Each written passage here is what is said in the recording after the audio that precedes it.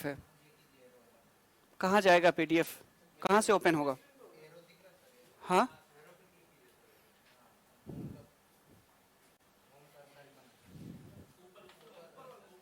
अच्छा, चलिए चलिए एक मिनट।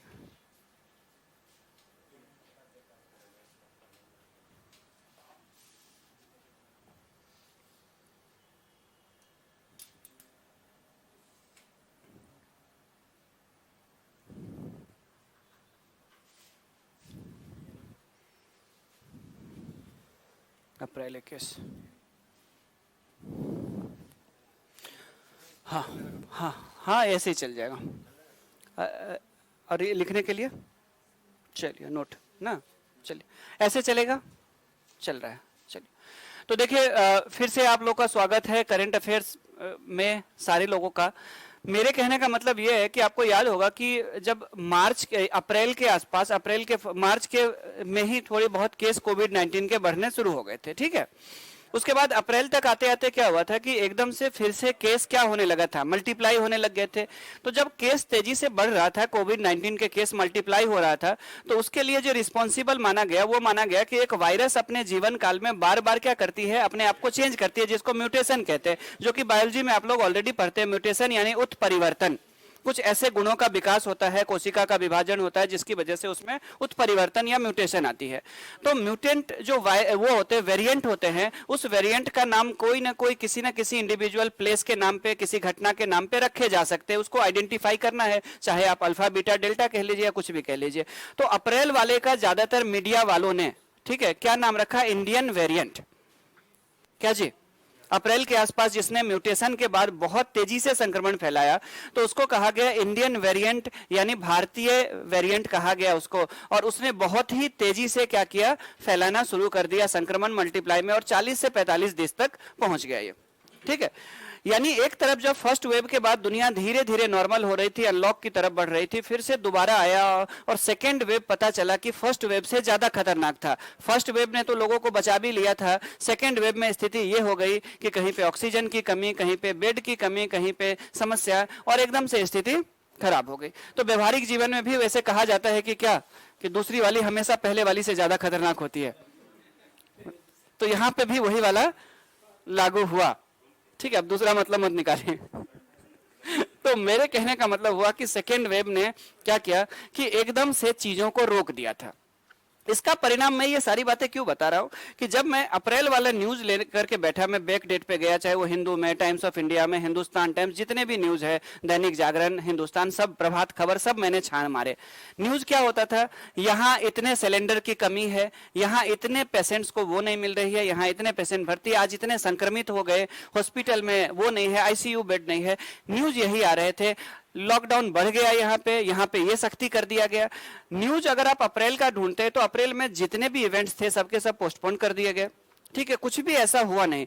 तो मेरे लिए भी बड़ा मुश्किल है कि उस अप्रैल के महीने में से ऐसे न्यूज निकाल के लाना, ये सारे न्यूज के अलावा, ठीक है, कि इतने ऑक्सीजन सिलेंडर की कमी है, यहाँ पे ये लगाया जा रहा है, वो सारी चीजों को हटा करके वैसे न्यूज जो कॉम्पिटिटिव एग्जाम में जरूरी है, वैसे न्यूज बहुत कम है अप्रैल में, ठीक है, मैं पहले ही बता दे रहा हूँ। तो जो है, चूंकि अप्रैल मंथ करना जरूरी है, तो उतनी ही चीजें हम लोग आज करेंगे जो अप्रैल मंथ में है।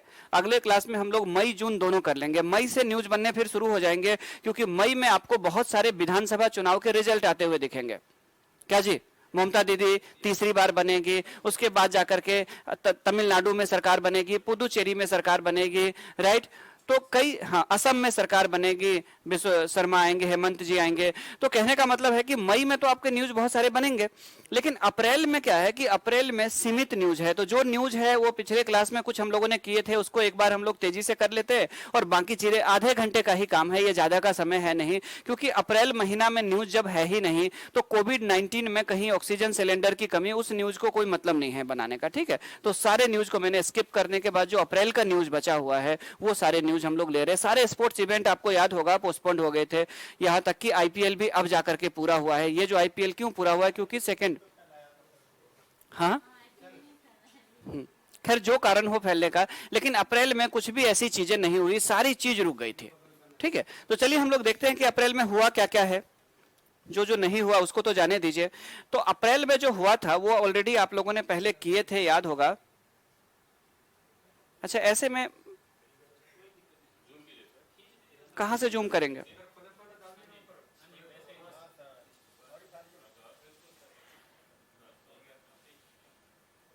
चलिए चलिए चलिए। तो फर्स्ट जो न्यूज है वो है सबसे अमीर व्यक्तियों की सूची। ये पिछले क्लास में आप लोगों ने किया था कि सबसे दुनिया में सबसे अमीर व्यक्तियों की सूची जारी की गई है फोर्ब्स नाम की मैगजीन में। दो मैगजीन की लिस्ट आती है, उससे पूछा जाता है, एक बिहार में, एक फॉर्चून मैगजीन से और एक फोर्ब्स मैगजीन से। दो पत्रिका है, इकोनॉमिक अफेयर्स की, यूएसए से पब्लिश होती है, और ये richest person of Asia, richest person of India, richest person of world, ऐसे करके उनकी लिस्ट, रिचेस्ट वुमेन, ऐसे करके पूछे जाते हैं क्वेश्चन। तो उनकी लिस्ट जारी हुई है 2021 में, और विश्व में सबसे अमीर व्यक्ति की सूची जारी की गई है। उसमें भारत के मुकेश अंबानी जो है वो क्या है, भारत के एशिया के सबसे अमीर व्यक्ति, भारत के भी सबसे अमीर व्यक्ति यही है। उसके बाद जाकर के देखिए ये बार बार हो क्या रहा है, ये ऐसे करना पड़ेगा क्या बार बार, तो बड़ा दिक्कत है।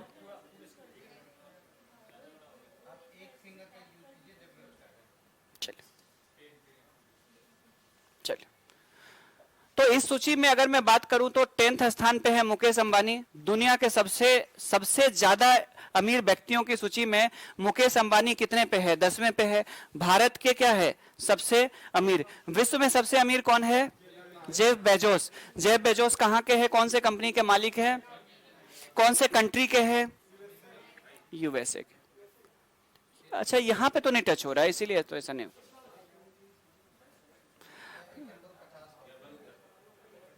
सेकेंड रैंक पे कौन है, एलन मस्क। एलन मस्क कौन कौन से कंपनी के हेड हैं, टेस्ला और स्पेस एक्स के, और कौन से कंट्री के है ये। चलिए सर इसमें दिक्कत आ रही है, हाँ बार बार बड़ा करना पड़ रहा है छोटा।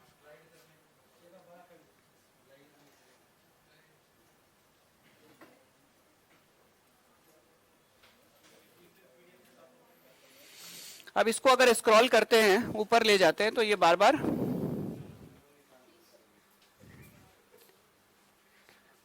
अभी मिल जाएगी पीडीएफ जस्ट, ठीक है अभी मैं सेंड ही कर देता हूं, ठीक है। कुछ स्टूडेंट ऑनलाइन कह रहे हैं कि पीडीएफ, हाँ वही वाली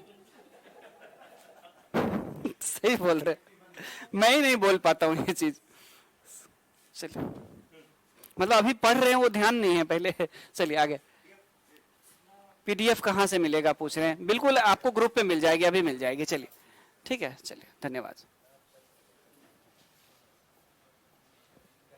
फिर दूसरा न्यूज पिछले क्लास में आप लोगों ने पढ़ा था कि बारका न्यूक्लियर पावर प्लांट अगर बात करें तो यूएई में लगाई गई है। कहां पे लगाई गई है, संयुक्त अरब अमीरात में लगाई गई है। और संयुक्त अरब अमीरात धीरे धीरे किधर की तरफ बढ़ रहा है, न्यूक्लियर पावर प्रोजेक्ट और स्पेस रिसर्च की तरफ धीरे धीरे बढ़ रहा है।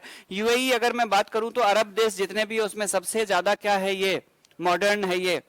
आगे उसके बाद जाकर के सुशील चंद्र क्या बने हैं ये, ठीक है, चीफ इलेक्शन कमिश्नर बने हैं। तो इलेक्शन कमीशन में कितने मेंबर होते हैं, टोटल 3 मेंबर होते हैं, और उनमें से एक जो होते हैं वो चीफ इलेक्शन कमिश्नर होते हैं, और 2 इलेक्शन कमिश्नर कहलाते हैं, चुनाव आयुक्त कहलाते हैं, और ये मुख्य चुनाव आयुक्त कहलाते हैं। चलिए ठीक है, तो कौन बने हैं, सुशील चंद्र। आगे उसके बाद जाकर के नौरा अल मत्रासी, इनके बारे में पढ़ा होगा, क्या है ये, ठीक है, इनको सेलेक्ट किया गया, इनको यूएसए में ट्रेनिंग के लिए भेजा गया है।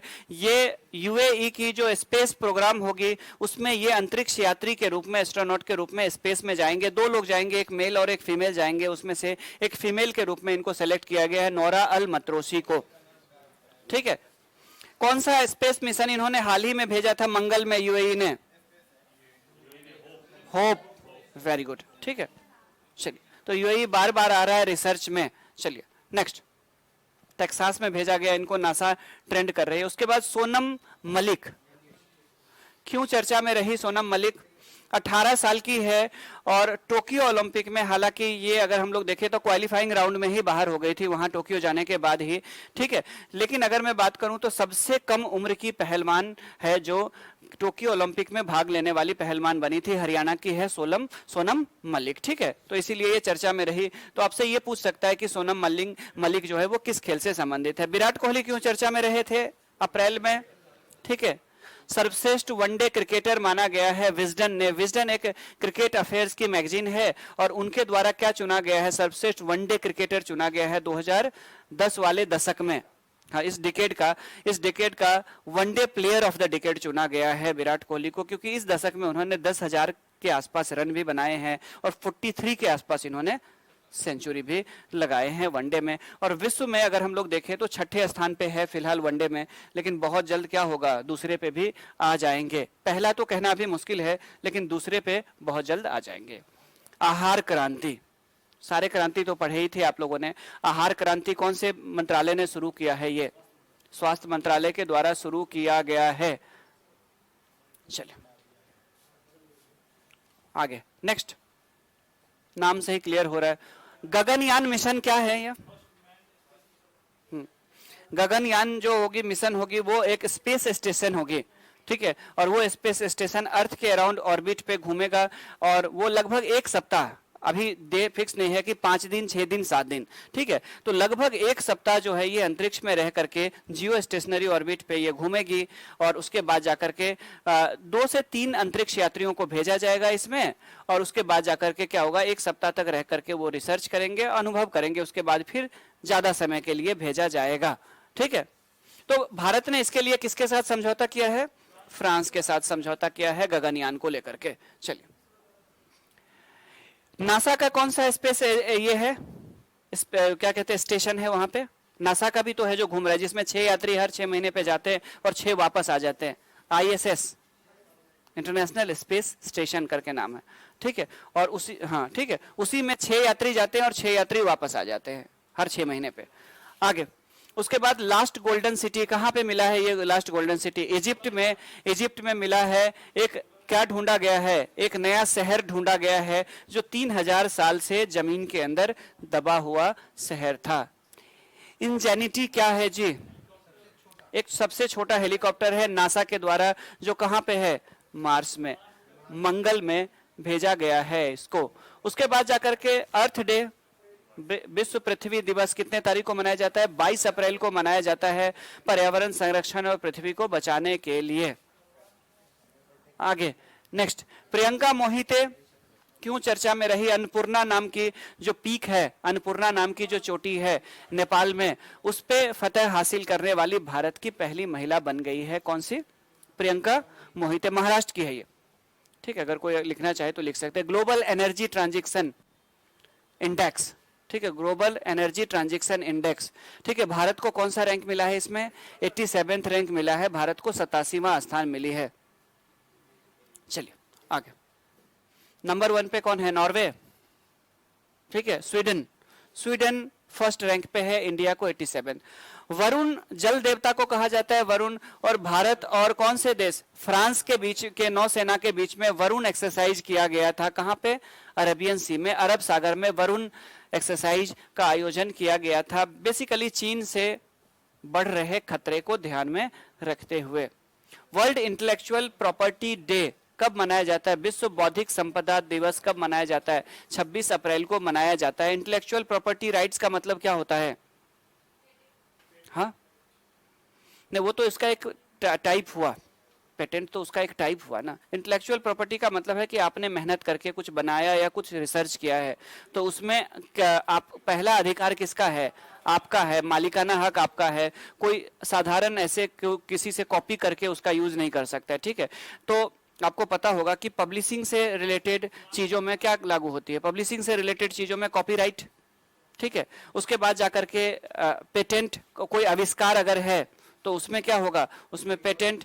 और उसके बाद जाकर के कंपनी वगैरह सबका ट्रेडमार्क, जैसे आपने किसी नाम से एक बिजनेस खोल दिया उसका, ठीक है, तो उसी ट्रेडमार्क का कोई दूसरा इस्तेमाल नहीं कर सकता है, ठीक है। तो ये सारी चीजें उसमें आती है, आगे इंटेलेक्चुअल प्रॉपर्टी में आती है। नेक्स्ट, उसके बाद जाकर के अगर हम लोग बात करें तो विपो वगैरह सब करा चुके थे। एपोफिस ये नया न्यूज है। एपोफिस सुना है आप लोगों ने? क्या है? तो मेरा ध्यान इधर की तरफ है, आप लोग बोलेंगे ना, मैं थोड़े देख रहा हूं इधर।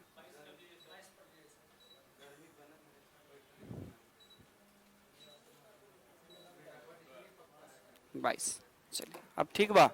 चलिए चलिए, तो सबसे पहले अगर हम लोग बात करें तो एपोफिस नासा ने 2002-3 के आसपास, शायद याद नहीं आ रहा एग्जैक्ट डेट, नासा ने एक एस्टेरॉइड को ढूंढा था। दरअसल एस्टेरॉइड होता क्या है आप लोगों को बता दूं कि एस्टेरॉइड या क्षुद्र ग्रह जो होती है, जब आप सोलर सिस्टम में देखेंगे तो सोलर सिस्टम में आपको दिखाई देगा, आगे मैं दिखाई देता हूं आप लोगों को, ठीक है, ये देख लीजिए, सन है, मरकरी, वीनस, अर्थ, ठीक है, बुध, शुक्र, पृथ्वी और ये है मंगल, और उसके बाद जाकर के ये है बृहस्पति। तो बृहस्पति और मंगल, मार्स और जुपिटर के बीच में जो ये दिखाई दे रहा है, ये एक डस्ट पार्टिकल्स है जिसमें छोटे बड़े अलग अलग साइज के पत्थर है, ठीक है।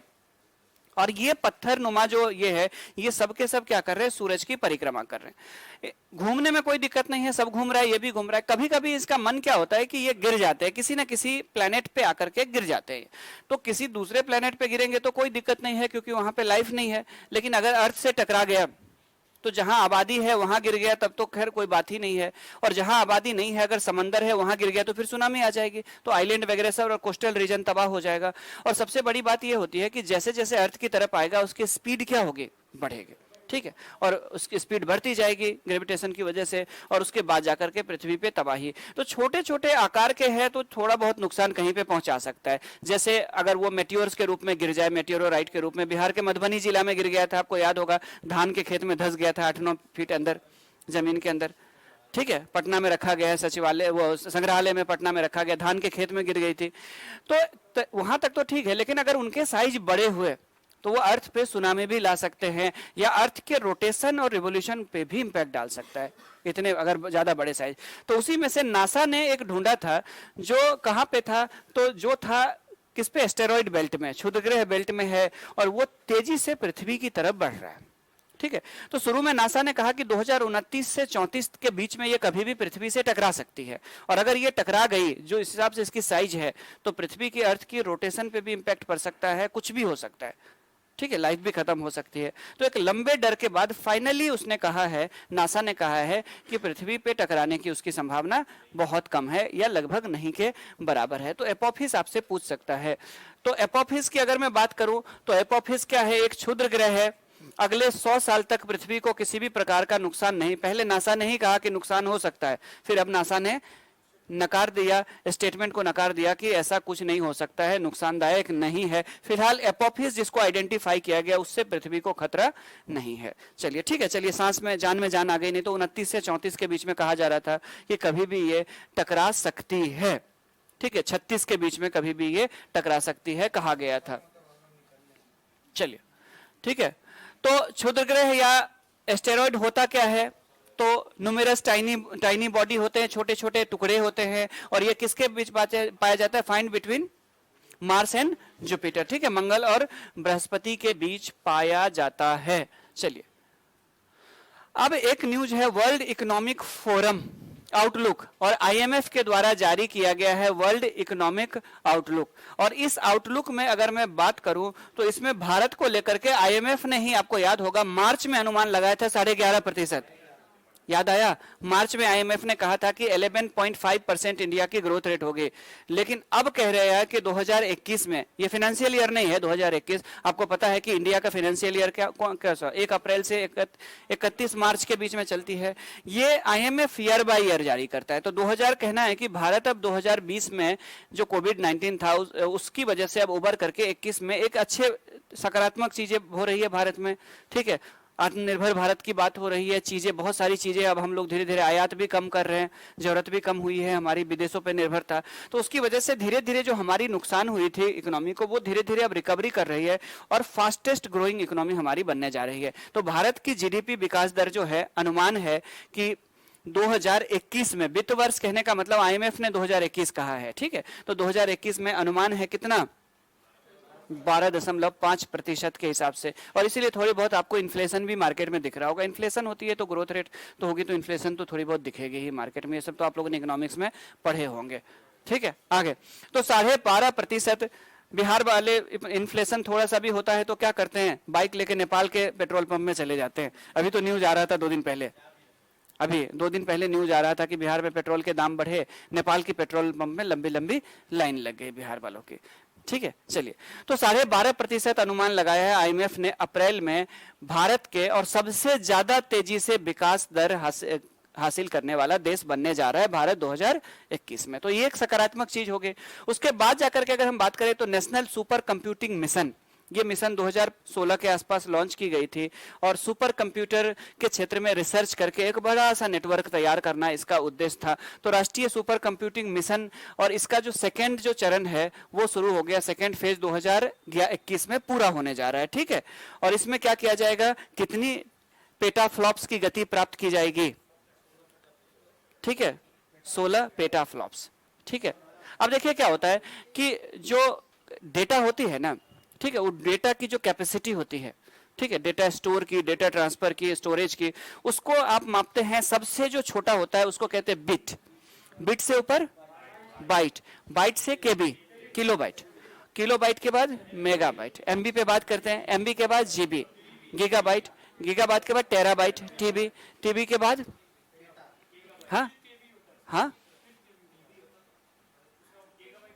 हाँ गीगाबाइट के बाद टेराबाइट, उसके बाद जाकर के टेरा फ्लॉप्स होती है, ऐसे करके कुछ होता है, ठीक है। तो ऐसे करके ये बढ़ती जाती है क्षमता, ठीक है। तो ये डेटा स्टोर की क्षमता भारत के पास सुपर कंप्यूटर, इसीलिए एक नेटवर्क बनाया जा रहा है, ताकि इसी को नाम दिया गया नेशनल सुपर कंप्यूटिंग मिशन, ठीक है। और इसके तहत कितना टारगेट है, 16 पेटाफ्लॉप्स का टारगेट है, ठीक है। आगे ये मिशन शुरू कब किया गया था, 2015 में। 7 साल का ये मिशन है, 15 से लेकर के 22 तक का ये मिशन है। क्या नाम है इस मिशन का, नेशनल सुपर कंप्यूटिंग मिशन, ठीक है। इस मिशन के अंतर्गत अगर हम लोग देखें तो ये सारी चीजें हैं, फीचर्स, ऐसे फीचर से ज्यादा पूछेगा नहीं, लेकिन बेसिकली ये डिजिटल इंडिया और मेक इन इंडिया को प्रमोट करने के लिए, उसको आगे बढ़ाने के लिए किया गया है, ठीक है। भारत का अपना डेटा स्टोर होना चाहिए। अभी हमारा सारा डेटा कहाँ स्टोर होता है, गूगल के ऑफिस में, क्या जी। तो हमारे पास भी अपना भी डेटा स्टोर होना चाहिए। आपको याद होगा कि अगर कुछ भारतीय मूल के अगर कुछ सोशल साइट्स या कुछ और भी चीजें हो, वो सारा डेटा अगर हम लोग गूगल पे अपलोड करते हैं, ठीक है, अपना भी तो हमारा डेटा स्टोर होना चाहिए ना, हमारे पास है ही नहीं, ठीक है। सारे जितने मंत्रालय, जितनी सुरक्षा, सारी चीजें गूगल, ठीक है, बिल्कुल। तो हमें क्या करना पड़ेगा, धीरे धीरे आत्मनिर्भर भारत के तहत इन चीजों को कम करना चाहिए, ठीक है।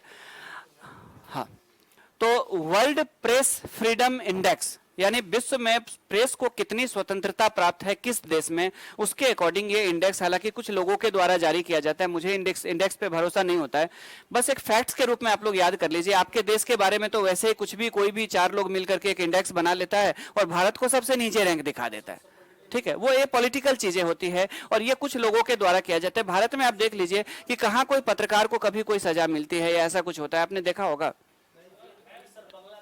भारत में आप प्रधानमंत्री की रोज शाम एक चैनल रोज शाम को आलोचना करते हैं, कहाँ उनके साथ कुछ हुआ है, ना तो उनके चैनल के साथ ना उस व्यक्ति के साथ, और रोज शाम को वो वही काम ही करते हैं, रोज शाम को वही काम ही करते हैं वो, ठीक है। हाँ, तो वही तो एक कुछ ये है कि भारत को बस ऐसे दिखा दिया जाता है, लेकिन चूंकि ये तथ्य है तो बांग्लादेश की रैंकिंग भारत से अच्छी दिखाई जाएगी। आप देखिएगा बांग्लादेश की रैंकिंग भारत से, देखिए होता क्या है, सुनिए ये इंडेक्स कैसे तय होता है, सुनिए ये इंडेक्स ऐसे तय होता है कि यूएसए में या वेस्टर्न कंट्री में बैठे हुए 4-5 लोगों की टीम होती है, वो इंडिया से कुछ ऐसे न्यूज, कुछ चैनल के कंटेंट निकालते हैं जो चैनल रोज शाम को भारत में क्या फैलाते हैं, डर का माहौल है, ठीक है। उनके रिपोर्ट्स को बेस बना करके भारत की रैंकिंग को खराब किया जाता है और भारत की स्थिति, तो खैर हमें उससे नहीं मतलब है यहाँ पे। तो विश्व प्रेस जो अगर मैं बात करूं, स्वतंत्रता सूचकांक जो 2021 जारी की गई है, इसमें भारत को बड़ा खराब स्थान मिला है। 180 देशों में कौन सा स्थान मिला है, 142वां स्थान। मतलब भारत की इतनी स्थिति खराब नहीं है, भारत में प्रेस स्वतंत्र है। लोग प्रधानमंत्री का भी मजाक उड़ाते हैं, ठीक है, गालियां भी दे देते हैं, और आज तक मैंने नहीं सुना है कि कार्रवाई हुई है। प्रधानमंत्री का मजाक उड़ाना तो आम बात है। खैर चलिए, तो भारत 142वें स्थान पे है। चलिए कोई नहीं, ये रैंक आप लोग देख लेंगे। कौन से नंबर 1 पे है, नॉर्वे वगैरह सब। प्रेस है ही नहीं वहां पे, 1-2 चैनल है, पत्रकार है ही नहीं। समस्या भारत में है ना, सामाजिक समस्या है, आर्थिक समस्या है, जातिगत समस्या है, तब इतनी विविधता है, तो 2-3 रिपोर्ट के आधार पे आप कैसे बना सकते हैं। तो नॉर्वे को पहला स्थान मिला है, भारत को 142वां स्थान मिला है। इरिट्रिया कहां पे है, ये इरिट्रिया अफ्रीकन देश है, ठीक है। तो इरिट्रिया को क्या मिला है, 180वां, आगे पंचायती राज दिवस पूछ सकता है आपसे, वो इसलिए पूछ सकता है क्योंकि, ठीक है, तो नेशनल पंचायती राज डे कब मनाया जाता है? ठीक है, 24 अप्रैल को राष्ट्रीय पंचायती राज दिवस मनाया जाता है हर वर्ष। आगे 2010 में पहली बार मनाया गया था। मुझे तो लगता है ज्यादा न्यूज है नहीं। 24 अप्रैल को मनाया जाता है। हाँ,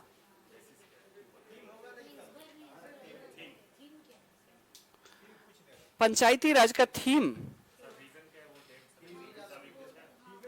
24 तारीख को क्या हुआ था? वो बिहार में पंचायती राज व्यवस्था शायद उसमें राजस्थान में लागू हुई थी ना, वो डेट क्या था?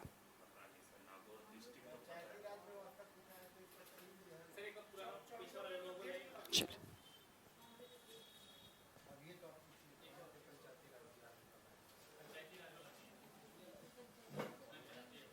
24। अच्छा, थीम पूछ रहे हैं। ठीक है, पंचायती राज का इस बार का कोई थीम तो ऐसे नहीं मिला मुझे। ठीक है, पंचायती राज का इस बार का दिवस का कोई थीम मुझे मिला नहीं वैसे अखबार वगैरह सब में। ठीक है, अगर होगा तो मैं नोट करवा दूंगा कोई अलग से। चलिए, ठीक है, तो 24 अप्रैल को हर वर्ष मनाया जाता है। चलिए आगे, 2010 से शुरू किया गया था इसे मनाना। चलिए नेक्स्ट,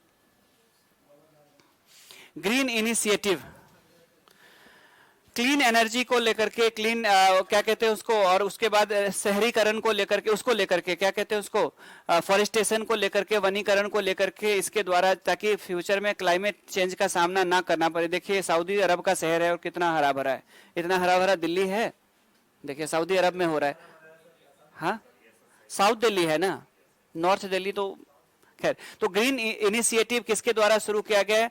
अरब देशों में आपसे पूछेगा किसके द्वारा शुरू किया गया है, तो वो सऊदी अरब के द्वारा शुरू किया गया है, जलवायु परिवर्तन को रोकने के लिए, क्लाइमेट चेंज को रोकने के लिए। तो कुल मिलाकर के ये सारे के सारे न्यूज थे आपके, ज्यादा न्यूज नहीं थे।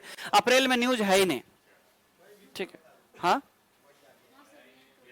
मई का नहीं है ये, मई का सिर्फ ये स्लाइड है। ठीक है, मई का नहीं, मई का ये है। एक मिनट, मैं ना आप लोगों को वो भेज देता हूँ, कंटेंट भेज देता हूँ। ठीक है, ज्यादा मैंने पहले बोला था ना कि अब आप लोगों के मई से न्यूज बनने शुरू हो जाएंगे। मई के न्यूज बनेंगे वो 1 सवा घंटे का होगा, जून का न्यूज होगा वो लगभग 2 घंटे का होगा। ठीक है, इसको मैं अभी भेज देता हूँ, जस्ट वीडियो। एक मिनट, तो आज ज्यादा न्यूज है नहीं। हाँ, संत आदित्य उत्तम जी कह रहे हैं कि राजस्थान में 24 तारीख को लागू हुआ था। चलिए आगे, 1 मिनट में भेज देता हूं आप।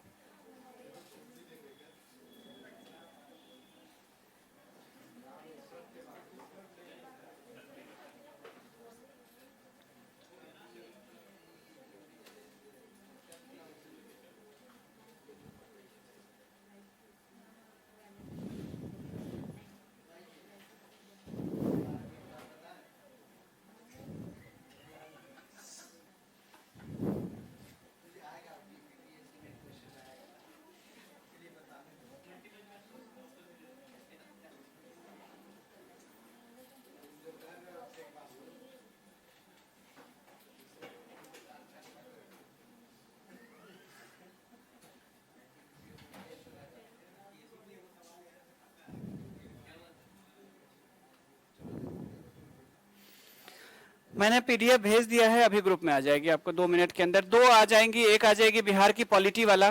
ठीक है, अब देखिए क्या है कि अब ना मैं करंट पे पूरा ध्यान दे पाऊंगा। समझ रहे, बिहार स्पेशल भी चल रहा था, करंट भी चल रहा था, दूसरी क्लास भी मेरी चल रही थी और जगह।